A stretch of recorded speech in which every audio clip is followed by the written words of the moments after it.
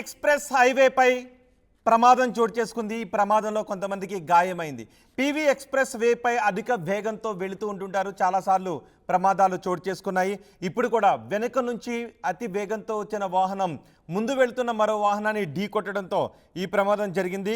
Rajender Nagar PV express హైవేపై ఈ ఘోర ప్రమాదం జరిగింది. పిల్లర్ నెంబర్ 235 ఫిష్ బిల్డింగ్ దగ్గర ఈ ప్రమాదం జరిగింది.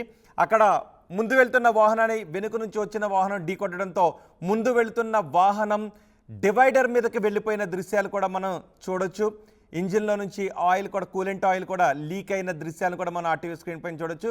ఈ ప్రమాదంలో ఒక్కసారిగా ఆ వెనుక ఉన్న కారు కూడా ముందు భాగం దెబ్బతిన్న దృశ్యాలు కూడా మనం చూడొచ్చు.